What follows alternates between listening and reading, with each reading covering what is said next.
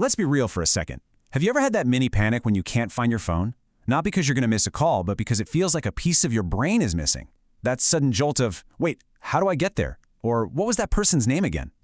Well, today we're going to talk about how our digital habits aren't just changing our lives, they're literally reshaping our minds. Okay, so let's jump right in with a little test. Don't touch your phone, don't look anything up, just think for a second. Can you, right now, recall your mother's phone number? How about your partner's, your best friend's?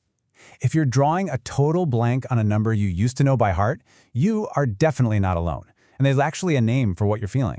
It's called digital amnesia. You might also hear it called the Google effect.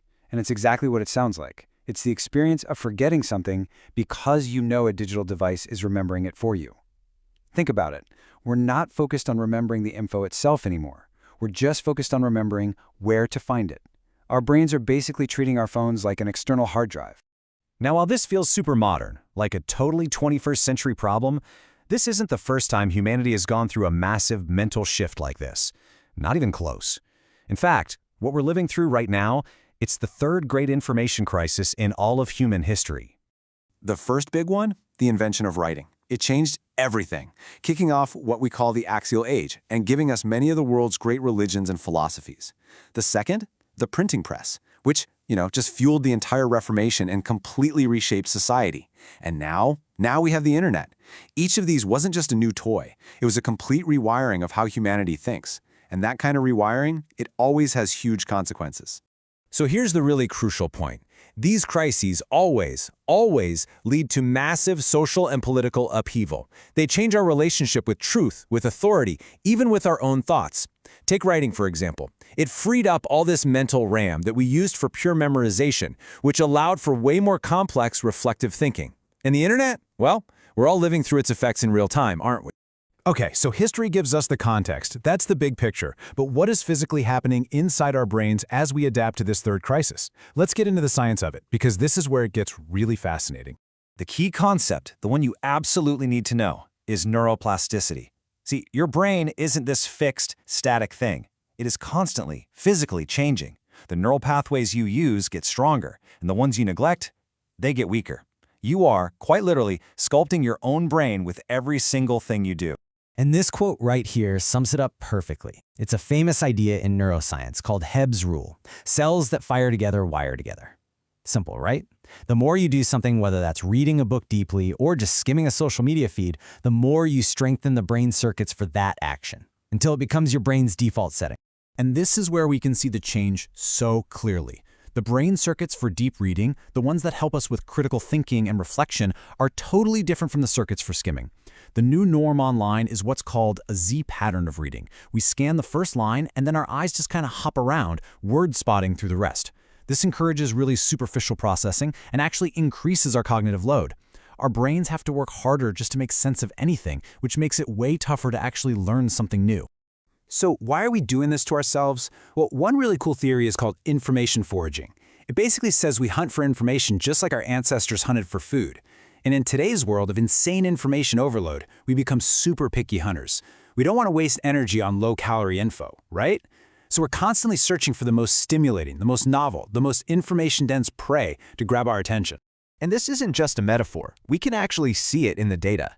This graph here shows something called word entropy, which is just a fancy way of saying the density and novelty of American English over the last couple hundred years. See that sharp, steady climb since the early 1900s? Our language itself is evolving to become more information-packed just to compete for our attention. And this pattern, it holds true across all kinds of media. Over on the left, you can see this direct link between rising magazine sales and rising word density. More competition meant packing in more information. Now look at the graph on the right. It shows that something like social media, super short-form content, can only survive in a world with a crazy amount of information. In other words, Twitter only works because we have a 24/7 fire hose of information. It's all evolving to favor these short, dense bursts. Okay, so our brains are adapting, and our communication is getting denser and faster. But what's the trade-off? What's the price of that click? Let's break down the consequences of this new way of thinking.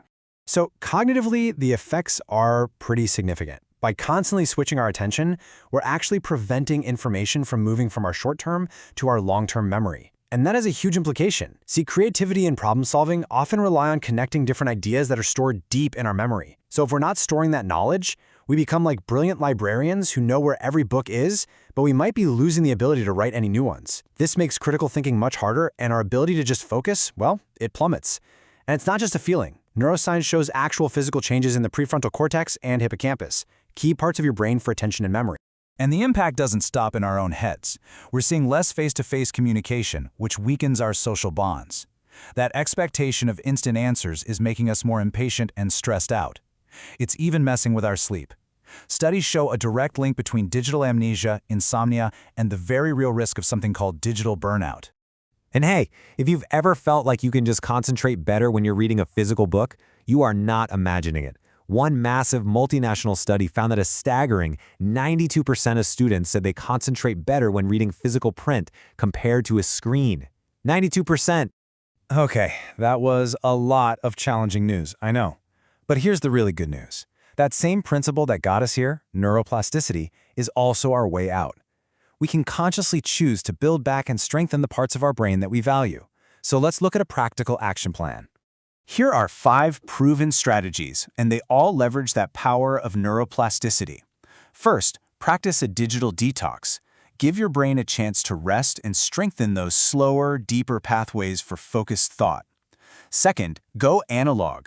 Taking notes by hand is so much better for your memory because it forces your brain to actually process the information, not just copy-paste it.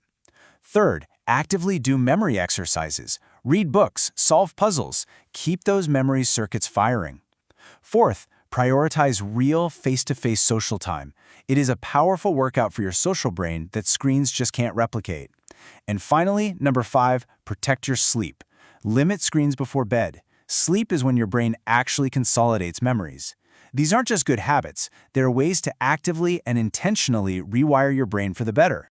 So let's end with a little perspective. The author Naomi Alderman reminds us that we've been here before. We've created these wonderful, catastrophic technologies that stretch our minds in really painful new ways. Writing did it, the printing press did it, and the internet is doing it now. But a point is a really hopeful one. Through all the chaos of these shifts, we ultimately end up seeing each other more clearly. And that, in the end, is maybe the real story of us and our technology. And that leaves us with the final question. We are all living through this profound moment of change, this third great information crisis. The question isn't whether it's going to change us, it already is. The question is, how will you consciously choose to navigate it?